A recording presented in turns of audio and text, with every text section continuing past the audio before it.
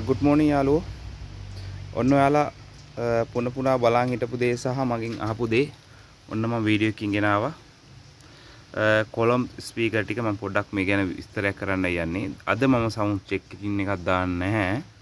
ඔයාලට මේ ගැන විස්තරයක් කරන්නම්. සවුන්ඩ් චෙක් එකක් අපි පස්සේ බලමු. ස්ටෙප් බයි ස්ටෙප් මම කියලා දෙන්නම්. ඒතර මේක මේ බින් එක මේක 12. හරිද? මේක හතරේ ස්පීකර් හතරමාර ස්පීකර් හතරක් තියෙනවා. අරකේ ස්පීකර් 8ක් තියෙනවා. මේ දෙකම ඔයාලට පවර්ඩ් විදිහට ගන්නත් පුළුවන්. පවර්ඩ් තමයි RMS ටෝටල් එකම. එතකොට ඩ්‍රොප් දෙක 600ක් වගේ එනවා. RMS 600ක් වගේ හොඳ සද්දයක්. මේකේ ස්පීකර් 8ක් තියෙනවා. අඩි 4ක් විතර උසයි. එතකොට මේකේ 4යි තියෙන්නේ. ওই විදිහට එන්නේ. මේකේ ටයිපෝඩ් එක ගහන්න තියෙනවා. මම ගැහුවේ නැහැ ටිකක් ලොකු උසක් කෙනෙක් හින්දා. මේක 12යි. අරයගෙම අරයටම සෙට් වෙන බින් එක තමයි මේක 12. 15ට දා ගන්නත් පුළුවන්. ඉතින් මේකේ හරීම ක්වොලිටි සද්දයක් එන්නේ යාළුවනේ. අයි කතා දෙයක් නෑ. ඒකේ සද්ද හොඳයි. ඇවිල්ලා බලන්න. ඔයාලට මේ විදිහට මම තියලා තියන්නම්. ඇවිල්ලා බලන්න. ඔයාලා වෙනුවෙන් මම මේක හැදුවේ. ඒ කියන්නේ මේක මේ සාමාන්‍ය මේ වගේ සෙටප් එකක් ටිකක් අධි විහිදමක් එනවනේ සාමාන්‍ය ලක්ෂ 5ට එහා පැත්තේ. හරිද? ඒ හතරෙන් එකක් වගේ යනකොට ඔයාලට මේ වගේ සෙටප් එකකට යන්න පුළුවන්.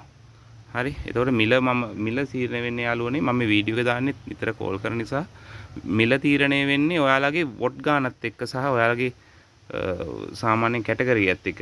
DJද, ෆුල් බෑන්ඩ්ද, නැත්නම් ගෙදර සින්දු කියන්නද? අන්න ඒ වගේ එකත් එක්ක තමයි මේකේ මිල තීරණය වෙන්නේ. මේ සාධාරණ මිලක් කියන්නේ මේවට. මිල දාන්න කියලා ටයිප් කරන්න එපා. ඔයාලා කෝල් කරන්න මම ඒතර විස්තරේ කතා කරලාම කියන්න. හරිද? මිල දාන්න බැරි හේතුව දන්නවනේ. එක එක කැටගරිස් වල තියෙන නිසා. හරිද? ඒතර සාමාන්‍යයෙන් ගොඩක් වෙලාවට මේක ලොකු වියදමක් යන්නේ නැහැ මේවට. හරි?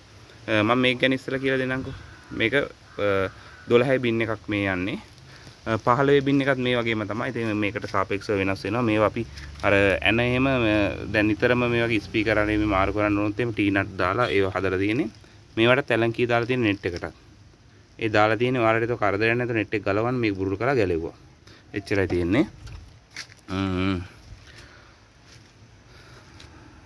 මෙන්න වොට් 1200 වගේ ඇම්ප් එකක් දාලා තියෙන්නේ පවර්ඩ් එකේ. එතකොට මේක ඇක්ටිව් එකක් තියෙනවා, පැසිව් එකක් තියෙනවා. මේ පැසිව් එක. පැසිව් එක දැන් මේ ඔයාලා මේම් පෙයාරයක් ගත්තා කියමුකෝ. එතකොට ඔයාට මේකේ ලින්ක් කරන්න පුළුවන් අරයට. ස්පීකර් on out එක තියෙනවා මෙතන, සබ් out එක. අතනින් ලින්ක් කරන්න පුළුවන්. සාමාන්‍ය මෙතන කැටගරිස් දෙකක් තියෙනවා ඉන්ඩෝ අවුට්ඩෝ විදියට. ඒතකොට වොලියම් එක ෆ්‍රීකවන්සි ඇඩ්ජස්ට් කරන්න පුළුවන්. සාමාන්‍යයෙන් 40 හර්ට්ස් 40 ඉඳලා 150 වගේ වෙනකන් රේන්ජ් එකකට ඔයාලා මෙතන හදා ගන්න පුළුවන්. කිසිම ප්‍රශ්නයක් නැතුව. ඒ ලොකු ඉෆෙක්ට් එකක් තියෙනවා ඒකේ. ඒතකොට මේ ඔයාලා සිග්නල් ලින්ක් කරන්න පුළුවන්. මේවා සම්බන්ධයි යාළුවනේ. මෙයා මෙතෙන් සම්බන්ධයි, මෙයා මෙතෙන් සම්බන්ධයි. සිග්නල් ලින්ක් කරන්න තියෙන්නේ. එතකොට ওই විදිහට තමයි බින් පැත්ත හැදෙන්නේ. ඇක්ටිව් එකයි පැසිව් විදිහට ගන්න පුළුවන්. මේ දෙන්න මේම අරගෙන මෙයාගේ මෙතන ලින්ක් කරන්න පුළුවන්. කිසිම අවුලක් නැහැ. 4 ohms amp එකක් ඒක. ওই විදිහට තමයි. එතකොට අපි টොප් එකට ආවොත් එහෙම එයත් ස්පීකර් 4 තියෙනවා. මේකෙත් ඇක්ටිව් ගන්න පුළුවන්. ඇක්ටිව් වලට දෙන්න පුළුවන්. ප්‍රශ්නයක් නැහැ.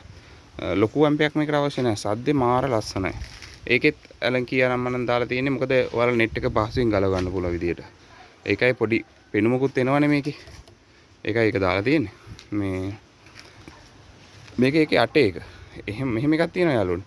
දැන් මේක 4 මේක 8 කියලා මේකේ ඩබල් උස උනාට අර අනිත් ඒවා ඔක්කොම වෙනස් වෙනවා. මේ බලන්න මේකට සාපේක්ෂව අරක් ගත්තොත් එහෙම ගැඹුර වැඩිනේ.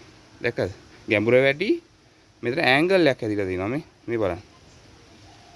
ඒ කියන්නේ මෙයා උස්සුවාට පස්සේ උස්සලා ගැහුවාට පස්සේ මෙතන ඉඳලා මෙතන ස්පීකර් 4ක් තියෙනවානේ. ඒතර ඒ හතරේ සිග්නල් එක කොහොම යන්නේ? හරි. යට ඉඳන් ඉන්න මේ ඔඩියන්ස් එකට. ඒතර මේ ඒ ටික කෙලින් තියෙන්නේ. කෙලිනේ පොඩි ඇන්ගල් එකකුත් එක්ක තියෙන්නේ. එතකොට ඈතට යනවා. ඒ විදිහට තමයි මේ සිස්ටම් එක තියෙන්නේ. ඒ තාක්ෂණය බලන්නකෝ යාළුවෝ. හරිද?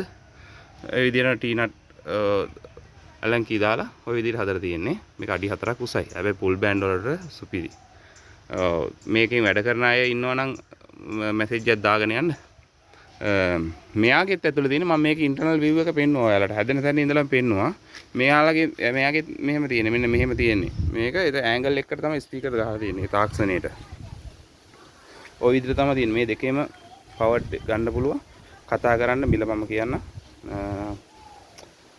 ওই විදිහට තමයි මේකේ මේ සෙට් එක හැදෙන්නේ යාළුවනේ.